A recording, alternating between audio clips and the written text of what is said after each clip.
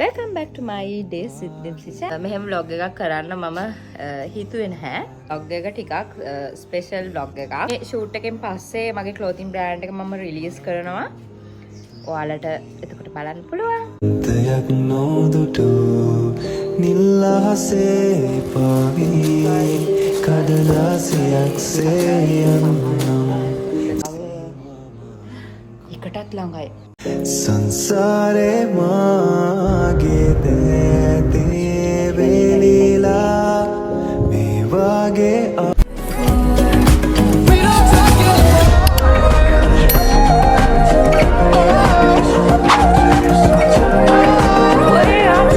Welcome back to my days with Dimsi channel. ඔයාලා හැමෝම සතුටින් පරිස්සමෙන් ඇති කියලා මං හිතනවා. අවුවයිනේ අනේ. පේනවද? A few moments later. ඔයා මගේ channel එකට එකතු වෙන අලුත් අයෙක් නම් මගේ නම නිමේෂා. ඔයාවත් ආදරයෙන් පිළිගන්නවා.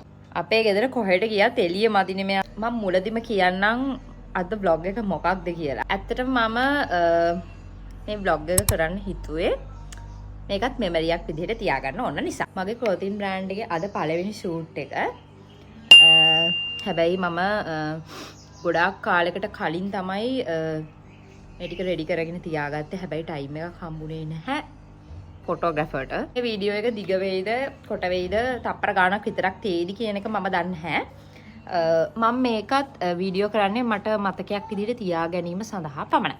මම මේ අවුරුදු දෙක ඇතුළත බලනවා ඇත්තටම ලංකාවේ ගේමක් ගහගන්න පුළුවන් කියලා. මොකද මගේ වයසත් එක්ක දැන් මට හිතුණා මේ හැමදේම ඇති කියලා. ඉස්සරහා achievement නම් ගොඩක් තියෙනවා.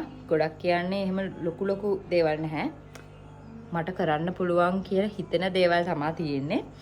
හැබැයි මොන දේ කරත් ඒවැන් කිසිම ප්‍රතිඵලයක් නැත්තම් හැමෝටම එපා වෙනවනේ.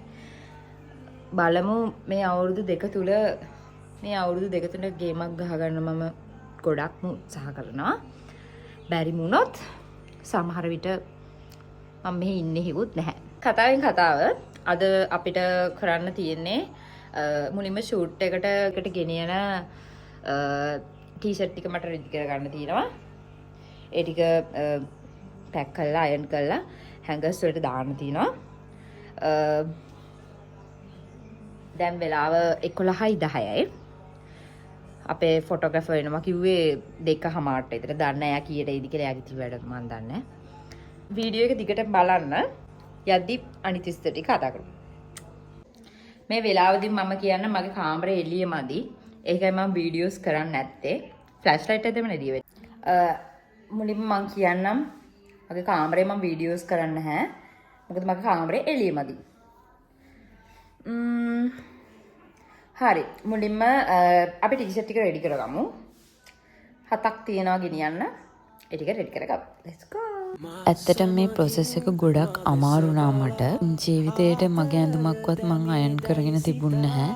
අම්මා තමයි මෙච්චර කල් ඒ ඔක්කොම කරලා දුන්නේ. කලින් දවසේ මං යාළුවෙක්ට අන්දලා ෆොටෝස් වගේකුයි වීඩියෝස් වගේකුයි ගත්තා. ඉතින් ඒ සයිස් එකම ෆිට වෙන හින්දා ඒ ටිකත් එක්කම දැන් මේ අයන් කරන්න තමයි හදන්නේ. මේ වගේ වැඩවලදී මට ගොඩක් මාව ෂුවර් හින්දාම මං උඩින් රෙද්දකුත් තියලා තමයි අයන් කරේ. ඔබ සොදුරු සිහිනයකි ඔබ සොදුරු සිහිනයකි. ඊට පස්සේ මං එකක් ගානේ පැක් කරා. පැකින් වීඩියෝස් නම් ඉතින් නැහැ. වීඩියෝ කරන්න ටයිම් එකක් තිබුණේ නැහැ. hello. හිතුවට වැඩි ගොඩක් අමාරු වුණා. මෙච්චර අමාරුද?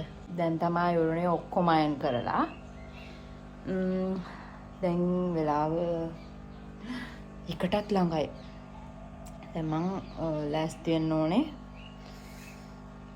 වොයිස් එකක් දාගෙන සිහිනයකි සතුටු වෙන තරම් ඔබ හින්දාමං ඔබ සොදුරු සිහිනයකි ඔබ සොදුරු සිහිනයකි. ෂූටින් ප්ලේස් එකට ආවා අපි. මෙතන හැමෝම දන්නව ඇති කියලා මං හිතනවා. හැබැයි මෙතන දැන් ෂූට් කරන්න දෙන්නේ නැති කතාවක් කියනවා බලමු. ෂූටින් එකේ වැඩේට ඇවිල්ලා ඉන්නේ. මෙතන ෂූටින් වැඩේ කරන්න පුළුවන් වෙයිද බැරි වෙයිද දන්නේ නැහැ. හරි. අපි ඉස්සරහටම යමු. මම පොඩි ක්ලිප්ස් ටිකක් ඔයාලට පෙන්නන්නම්. අපි මෙතනට ආවේ හවස 4:00ට විතර. එතකොටත් මෙතන මාර අවුවයි. ඊට පස්සේ අපි 5:00ට විතර ෂූටින් එක පටන් ගත්තා. මේ වීඩියෝ එක අරගෙන නම් ගොඩක් කල්. හැබැයි මටවත් එඩිට් කරන්න කාලයක් තිබුණා. මට මේ ක්ලිප් එක එකතු කරන්න හිතුණා මෙතෙන්ට. හේතුව ඇයි කියලා කියන්න. ලස්සන සන්සෙට් එකක් දැක්කේ මගේ ජීවිතේ මම පළවෙනි වතාවට. ඒ සන්සෙට් එක ලස්සනයි කියලා කියන්නද? සන්සෙට් එක ළඟින්ම පාරුවක්ද බෝට්ටුවක්ද මන්ද යනවා. ඒකත් එක්ක ඒ සන්සෙට් එක ඇත්තට මාරම ලස්සනයි. මගේ ජීවිතෙත් අන්නේ බෝට්ටුව වගේ. රැලි ගොඩක් මැද්දේ පහවෙන බෝට්ටුවක් වගේ. මේ කිවෙන්නේ අපේ හැමෝගෙම අමාරු කාලේ වෙන්න ඇති. වැරෙන් අල්ලන් ඉන්න. වීඩියෝ එක ඉවර නෑ. තව තියෙනවා. ෂූටින් එකේ ෆයිනල් ක්ලිප් එකත් මම මේකටම ඇඩ් කරනවා. ඉතින් අදට වීඩියෝ එක ඉවරයි. ආයෙමත් ලස්සන vlog එකක් අරන් එනකන් ඔයගොල්ලෝ හැමෝම සතුටින් පරිස්සමින් ඉන්න. තාමත් මාව subscribe කරලා නැත්නම් subscribe කරලා මේ වීඩියෝ එක ආසාවෙන් ආදරෙන් බැලුවනම් like එකකුත් දාන්න අමතක කරන්න එපා. ඔයාලත් ලස්සන ඩිසයින් එකක් තිබුණොත් මේ අතර ඕඩර් එකක් purchase කරන්නත් මතක තියාගන්න. මොකද ඒ වැයේ තියෙන print එක 3D look එකක්. Bye.